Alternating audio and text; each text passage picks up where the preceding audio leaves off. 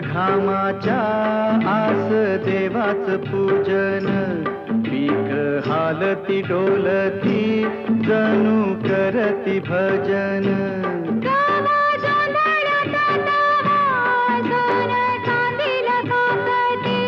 जशी चांदील काकते कपाशी फुलते हे.